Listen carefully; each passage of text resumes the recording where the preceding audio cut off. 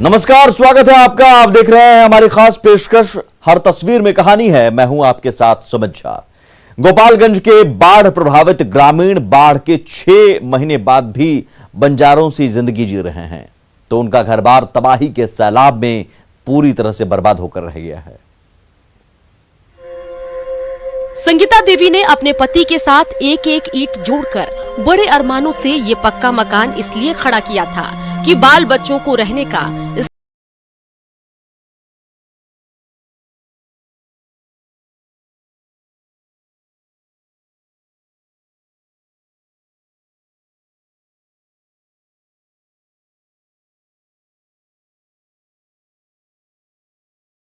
अनाज पानी कपड़ा गहना गुड़िया चीज सामान कुछ न करनी।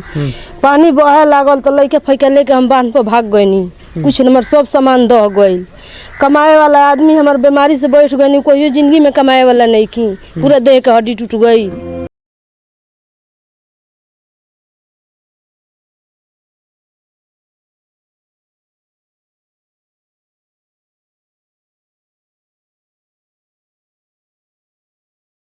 और सीमेंट से तैयार ऐसे दर्जनों पक्के मकानों की नींव ऐसी हिली कि आज उसमें रहना खतरे से खाली नहीं रह गया।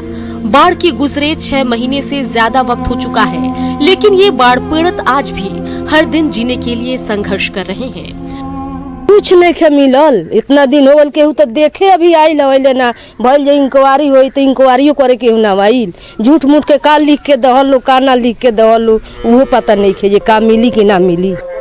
इस गांव का एक एक घर न सिर्फ टूट फूट चुका है, बल्कि दरों दीवार से लेकर नींव तक हिल गई है। सैलाब का पानी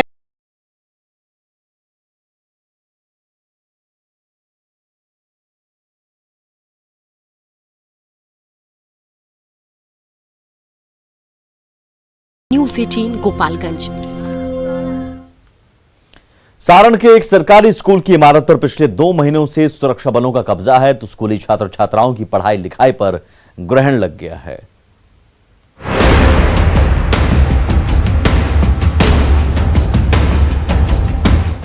सारण के उत्क्रमित मध्य विद्यालय की चौहद्दी में कभी बच्चों की किलकारी गूंजती थी, तो कभी इसके कमरों से गणित के पहाड़ों की आवाज आती थी।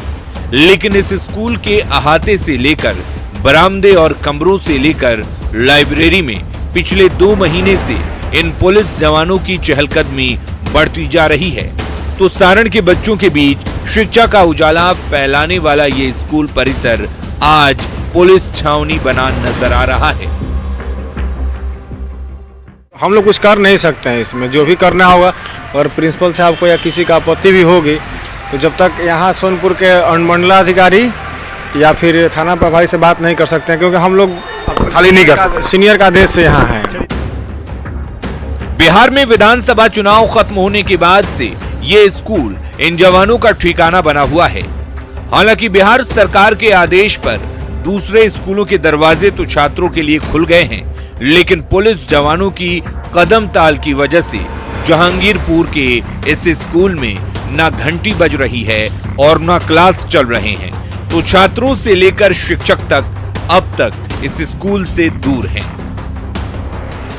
हम दिखाना भी चाहेंगे कि ये देखिए, यहाँ ये लिखा हुआ कि हम बच्चों का नारा है, शिक्षा अधिकार हमारा है। दूसरी तरफ जो है शिक्षक राष्ट्र का युग निर्माता है, छात्र राज का भाग विधाता है। तो ये बातें जो है दीवार पे जरूर लिखी हुई है, लेकिन हकीकत की अगर बात की जाए तो हकीकत में मूल रूप जो है इन बातों को, इन स्लोगन को नहीं दिया जा रहा है। क्योंकि अगर जो है छात्र देश का भाग विधाता है, तो अगर वो है तो उनके भाग के साथ जो है वो इस तरह से खिलवाड़ नहीं करना चाहिए था। जिला प्रशासन को जो है वो या जो पुलिस अधिकारी हैं उन्हें नहीं खेलना चाहिए था इन बच्चों के भाग्य से। सारण के दूसरे स्कूलों में तो कोविड गाइडलाइंस के बीच सुचारू रूप से कक्षाएं चल रही हैं, लेकिन जहांगीरपुर का ये स्कूल अब तक पुलिस कैंप बना हुआ है। अमित कुमार, न्यूज़ 18 सारण। घाटशिला की बेटियां पढ़ लिख कर अपने सपने पूरा करना चाहती हैं, लेकिन गरीबी और भुखमरी उन सपनों के आड़े आ रही है। इसके बावजूद ये बेटियां हार मानने को तैयार नहीं।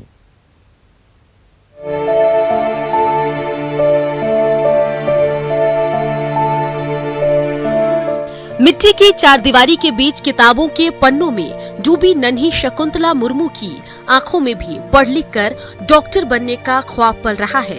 वो भी अपने पैरों पर खड़े होकर अपनी माँ का सहारा बनना चाहती है, लेकिन गरीबी और बदनसीबी उसके सपनों के आड़े आ रही है। तभी तो वो कभी घर के कामकाज में हाथ बटाती नजर आती है, तो कभी रोजी रोटी की तलाश में भटकती दिखती है, लेकिन उसके सपने कभी पीछा नहीं छोड़ते। मैं पढ़ना चाहती थी, मम्मी मेंटेन नहीं कर पा रही है, इसीलिए पापा बचपन में देहात हो गया है, इसलिए हम यहाँ पर काम करने आए थे। ताकि बच्ची को घर से काम करने निकलना पड़ा, तो बच्ची की स्थिति बहुत ही खराब है। लेकिन हम लोग चाहते हैं सरकार से कुछ मदद मिले, ये बच्चे को आगे बढ़ाए। बेटी बढ़ाओ का नारा तो सब देते हैं, लेकिन जब बेटियों के भविष्य का सवाल सामने आता है तो ये सारे दावे चकनाचूर हो जाते हैं। शकुंतला की ही तरह भंडार भोरो गांव की दूसरी युवतियां भी पढ़ लिख कर अपने सपने पूरा करना चाहती है, लेकिन फटेहाली और भुखमरी के आगे हार मान लेती हैं। लेकिन गांव के कई समाज सेवी इन बेटियों की मदद के लिए आगे आए हैं। स्कूल या गांव जाते हैं तो हम लोग उसको हर चीज़ पठन सामग्री के साथ साथ स्कूल कॉलेज का जो भी फीस बनता है हम लोग से मदद होते रहता है। अगर शकुंतला बेटिया अगर इस तरह का बात करती है, इस तरह का मदद की आवश्यकता है। पेट के लिए फिक्रमंद घाटशिला के ये नौनिहाल दर दर भटकते जरूर नजर आ रहे हैं, लेकिन ये उन्हें उनकी मंजिल तक जाने की एक सीढ़ी मात्र है, जिस पर आगे बढ़कर इन बेटियों को हर हाल में अपना सपना सच कर दिखाना है। प्रभंजन कुमार, न्यूज़ 18 घाटशिला। पूर्णिया के दिव्यांग रिक्शा चालक 45 साल से बिना थके मुसाफिरों को उनकी मंजिल तक सुरक्षित पहुंचाते आए हैं, लेकिन ई रिक्शा से उनकी रोजी रोटी पर आफत आ गई है।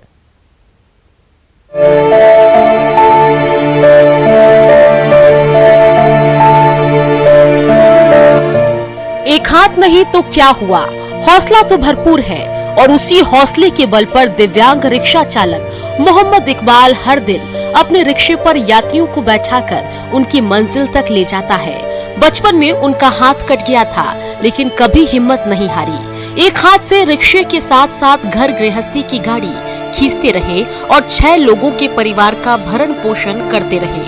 3 बेटियों की शादी भी करवा चुके हैं और 2 बेटियों की शादी करनी है। कितने लोगों का परिवार है? 5 परिवार है, 5 लड़की है, हाँ, एक पत्नी हुआ, हाँ, उसके बाद हम अपना कमा के गुजारा काट रहे हैं। 3 बेटी की शादी की है, 2 बेटी बाकी है अभी शादी करने के लिए।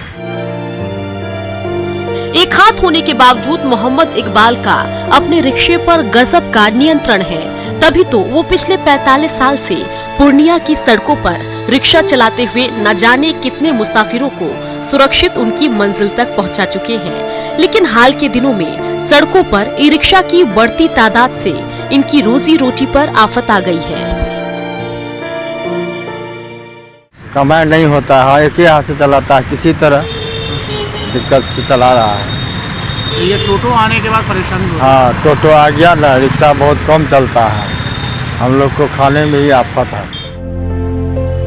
एक हाथ से रिक्शे का हैंडल पकड़े जब मोहम्मद इकबाल के पैर पैडल पर चलने लगते हैं, तो उसकी रिक्शा सड़कों पर सधी गति से दौड़ पड़ती है और यात्रियों को उसके पड़ाव तक पहुंचाकर ही रुकती है। कुमार प्रवीण, न्यूज़ 18 पूर्णिया। पटना के महिला उद्यमी मेले में हर तरफ रचनात्मकता का कमाल दिख रहा है, तो मेले में लगे किस्म किस्म के स्टॉल पर खरीदारी के लिए ग्राहकों की भीड़ उमड़ पड़ी है।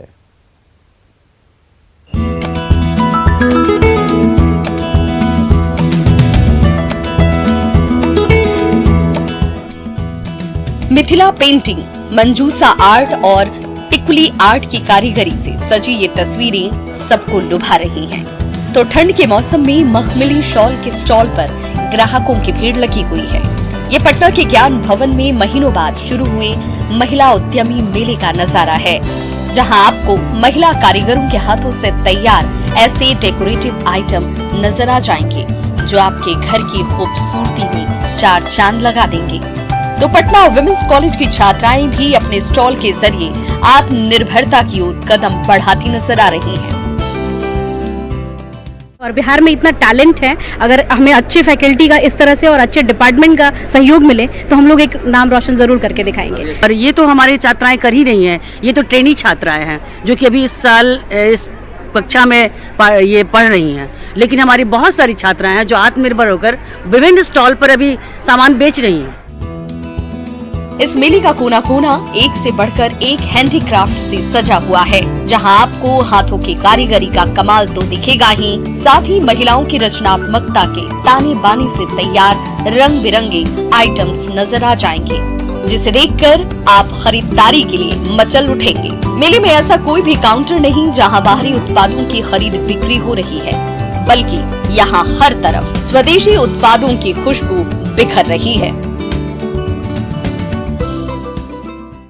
बहुत अच्छा है, भीड़ भी अच्छी है और अच्छा लग रहा है, सपोर्ट भी सबका मिल रहा है, बहुत अच्छा लग रहा है।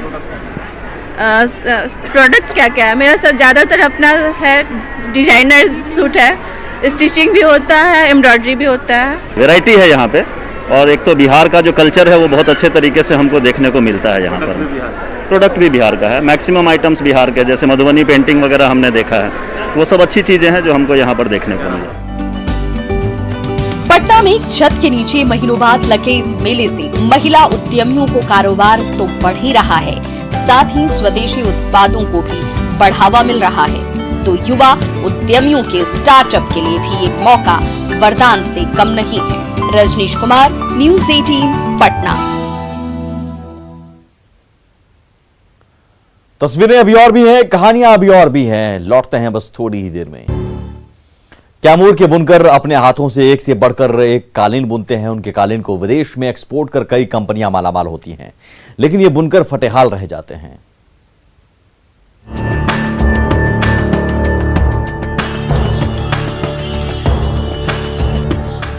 बुनकरों के माहिर हाथ रेशम के बारीक धागों पर तेजी से चल रहे हैं। उन्हीं सदे हाथों से जब पतले धागों का ये ताना बुना बुनकर तैयार होता है तो वो मखमली कालीन की ऐसी शक्ल ले लेता है कि हर कोई उसका मुरीद बन जाता है। कैमूर के बसंतपुर गांव के ये माहिर कारीगर दिन रात मेहनत कर एक से बढ़कर एक कालीन बुनने में जुटे रहते हैं, लेकिन बदले में उन्हें चंद नोट थमा दिए जाते हैं। सानी तो हम लोग का यही है, हम लोग का सही से काम नहीं मिल रहा है जी, और बात है कि हमारा मजदूरी सही से नहीं मिल रहा है। जी हम लोग 12 घंटा खटते हैं, 300 रुपया का पगार होता है हम लोग का। ये माहिर बुनकर एक दिन में 12-12 घंटे तक खटते हैं। इनके हाथों की कारीगरी से तैयार ये खूबसूरत कालीन देश विदेश के मार्केट में तो हाथों हाथ बिक जाते हैं, लेकिन दिन रात मेहनत करने वाले इन बुनकरों को महज 250 रुपए ही मिलते हैं, जिससे छोटे से परिवार को बामुश्किल 2 वक्त का भोजन नसीब हो पाता है। 12 घंटा में 6 इंची बनाता है। हाँ, तो कितना मुनाफा होता, मैंने आप लोगों को कितना पैसा मिलता होगा? पैसा वह 250-300 मिल जाता है दिन भर का। जी परेशानी हम लोग का यही है कि 14 या 13 घंटा खटते हैं, हम लोग का 250 या 300 के आसपास रह जाता है पगार जी। सही ढंग से हम लोग का मतलब मजदूरी नहीं मिल पाता है। कैमूर के ये कारीगर अपने हाथों से कालीन तैयार कर उसे उत्तर प्रदेश के भदोही भेजते हैं। वहाँ की एक्सपोर्ट कंपनी कैमूर की उसी कालीन पर अपना ब्रांड चिपकाकर अमेरिका, चीन और तिब्बत जैसे देशों में भेजती है, जहां से मुनाफा कमाकर वो कंपनी तो मालामाल हो जाती है, लेकिन ये बुनकर आज भी 2 वक्त की रोटी के लिए संघर्ष करते रहते हैं। प्रमोद कुमार, न्यूज़ 18 कैमूर। मुजफ्फरपुर के कुम्हारों के हाथ से तैयार मिट्टी के कुल्हड़ों से आपको चाय परोसी जाएगी। मुजफ्फरपुर के सांसद अजय निषाद ने वोकल फॉर लोकल के नारे को साकार करने की ओर कदम बढ़ा दिया है।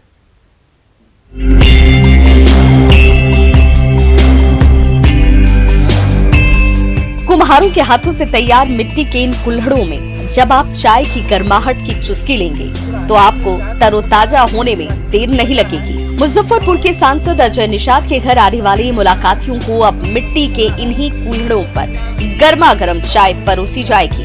प्रधानमंत्री के वोकल फॉर लोकल के नारे को साकार करने के लिए उन्होंने मुजफ्फरपुर के कुम्हारों के हाथों से तैयार ऐसे 5000 से ज्यादा कुल्हड़ हाथों हाथ खरीद लिए। आज ये प्रोजेक्ट बना रहे हैं, प्रोडक्ट ये लेके आए हैं मेरे पास, तो हम जिले के जितने भी जनप्रतिनिधि हैं उनको आग्रह करेंगे कि ये सब जो प्रोडक्ट है इनका ये परचेज करें और इनको बढ़ावा दें ताकि इनका रोजगार भी उत्पन्न रहे और डिमांड भी मार्केट में रहे। पीएम मोदी का सपना सच करने के लिए मुजफ्फरपुर के खादी ग्रामोद्योग संघ की मदद से ये कुम्हार अपने हाथों से बड़े पैमाने पर मिट्टी के उत्पाद तैयार कर रहे हैं। तो मिट्टी के उन उत्पादों को बाजार देने के लिए मुजफ्फरपुर के सांसद के साथ साथ कई और व्यवसायी भी आगे आ रहे हैं। इससे मुजफ्फरपुर के कुम्हार भी उत्साहित नजर आ रहे हैं। छोटे स्टॉल या रेलवे स्टॉल काउंटर पे इसकी पूरी डिमांड बढ़ाई जाए ताकि जो हम लोग का स्टॉक जो हम लोग चाक के माध्यम से बना रहे हैं वो ज़्यादा से ज़्यादा सेल हो सके। 500 कुल्हड़ का आदेश दे चुके हैं जो हम तक मिल जाएगा, उपलब्ध हो जाएगा। लेकिन हम आम जनता से भी आग्रह करते हैं कि कुम्हार भाई को घरेलू उद्योग जो खत्म हो गया था पुनः उसको स्थापित करना है, गरीबों को रोजगार मिले। कोरोना काल में वोकल फॉर लोकल ऐसा नारा बन गया है जो कुम्हारों जैसे स्थानीय शिल्पकारों की रोजी रोटी तो चला ही रही है, साथ ही इससे आत्मनिर्भरता का सपना भी सच हो रहा है। सुधीर कुमार, न्यूज़ 18, मुजफ्फरपुर। समस्तीपुर में हुई दही खाओ प्रतियोगिता में अव्वल आने के लिए तमाम प्रतिभागियों ने पूरा जोर लगाया, लेकिन 2 मिनट में 3.5 किलो दही चटकर एक बुजुर्ग ने यह खिताब जीत लिया।